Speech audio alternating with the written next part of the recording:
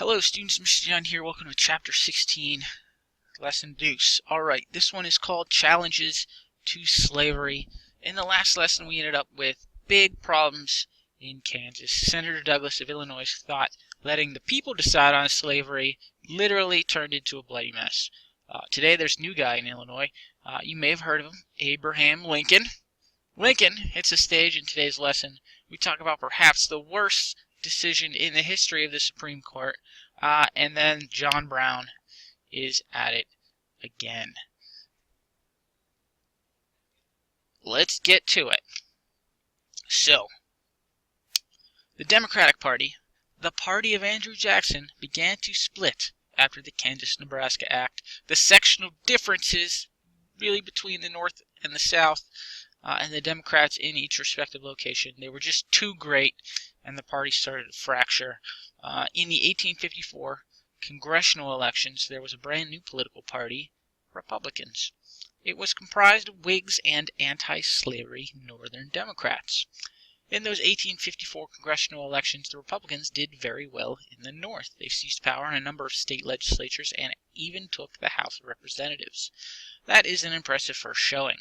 Democrats in free states lost 75% of their elections. And now Republicans won big in the North, but down south they didn't win diddly squat.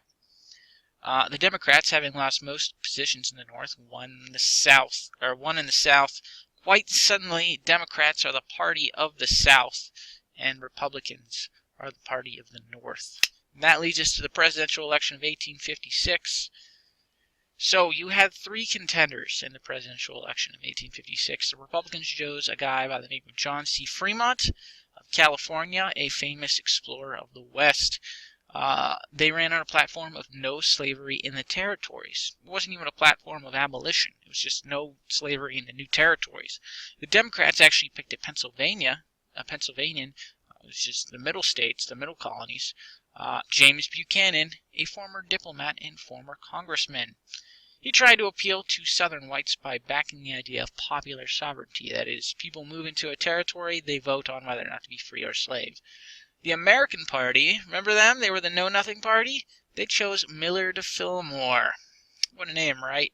The American Party was in trouble, however. They all agreed that immigrants were lame, but they couldn't agree on whether or not to repeal the Kansas-Nebraska Act. A lot of the more anti-slavery Know-Nothings left the party. There's Millard Fillmore right there, which is a pretty epic picture of Millard Fillmore. True story. I like to make fun of Millard Fillmore for his name, but he was already president by this time. You're like, what? Millard Fillmore was president? Yeah, he was Zachary Taylor's vice president. We mentioned maybe once that Zachary Taylor was president, and Zachary Taylor died in office. So Millard Fillmore became president of the United States from 1850 to 1853. We totally glossed over that period of time. Right? It's kind of crazy. Anyways, because we did gloss over it, it's just the way the curriculum was made. I linked the picture here to the Wikipedia on Millard Fillmore, if you want to check him out. Alright, back to our lesson. The election map of 1856 broke along regional lines. Fillmore won a good deal of the popular vote, but only won Maryland. Buchanan won most of the South and a bunch of the West, and Fremont won the North. But the way it shook out, Buchanan, the Democrat, won, inheriting a pretty messy situation. Now we get to Dred Scott. Dred Scott was a slave that was purchased by a doctor in the slave state of Missouri. Now pay attention. The doctor then moved to Illinois, a free state. Then they moved to Wisconsin, which according to the Northwest Ordinance, made all the way back in 1787, was free territory. Anti-slavery lawyers helped Scott sue for his freedom since he had lived in states where slavery was illegal. Did this not make him a free man? Good question. The legal process began in 1846, and in 11 years it rose all the way up to the Supreme Court of the United States. Now I hope you're ready for a curveball. There should be a curveball here. It disappeared. Oh, canvas. Chief Justice Roger B. Taney wrote the court's opinion on this case, which is like the final summary of what they decided. They decided that Scott was not free because Scott was not a person. He was property, and therefore did not even have the right to sue.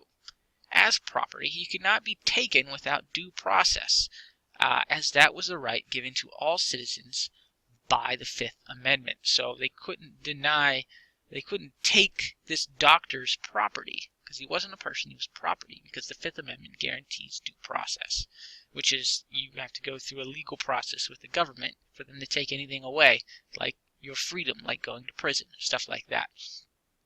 I know, right? It gets worse. Tenney went on to say that since slaves were property, any banning of slavery was unconstitutional because the government could not take away your property as a citizen without said due process. So popular sovereignty, unconstitutional. Missouri Compromise, unconstitutional. All of it unconstitutional. Slavery could not be banned according to this interpretation of the Constitution. Southerners were pretty pleased with the Dred Scott decision. All the anti-slavery folk, including Republicans, were outraged. Like I said, worst SCOTUS decision ever. Alright, Lincoln-Douglas debates. There was a Senate race in 1858 in Illinois that reached national news. Why? Well, the famous Democrat Stephen Douglas, who was the architect of the Kansas-Nebraska Act, was running against a rising star of the Republican Party, Abraham Lincoln.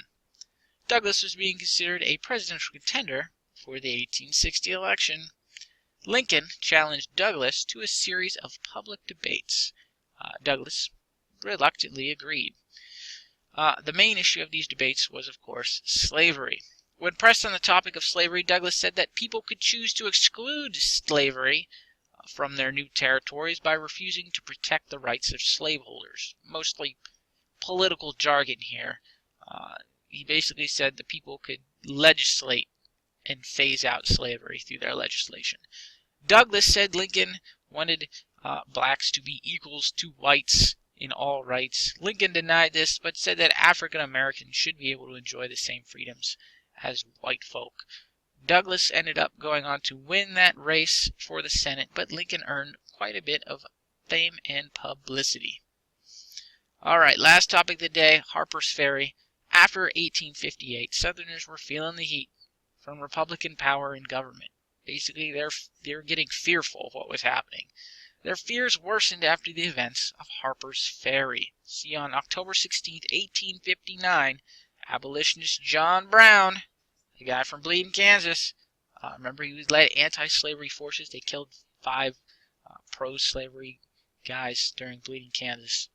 So this guy, John Brown, led an attack on a federal arsenal at Harper's Ferry, Virginia.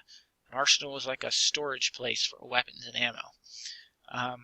His plan was to take the weapons and ammo stored at this arsenal and then arm slaves to begin a massive slave revolt. Certain abolitionist groups had even funded this endeavor. It's kind of seen like a terrorist act at the time. Or that's what we could compare it to now. The attack failed. Why? Because the slave uprising never collated. Also, their small force, John Brown's small force, which I believe included at least one of his sons, was basically repelled, not only by federal soldiers at the place, but by the local citizenry. Remember, they were terrified of a slave revolt. So Brown was captured. He was convicted of treason and then hung. Some Northerners rejected Brown's methods and thought he had, got what was coming to him. Others saw him as a martyr. The South was pretty terrified, and they were convinced of a great Northern conspiracy to end the Southern way of life, particularly when they heard that Northern abolition groups had helped fund this operation. So here's hanging John Brown, and the crap really hits the fan in the next lesson. You have an assignment today, writing assignment. Simple question if you understood what I was saying. Please use complete sentences. How did Chief Justice Taney reason that Dred Scott was not free, and how did he reason that slavery could not be banned by any states? This all sort of turns on a P word. Slaves were not a person, they were... That's your tip of the day. Alright, That's it for today. If you have any questions, particularly on this question, which can be somewhat difficult to understand, please shoot me a message or come to office hours.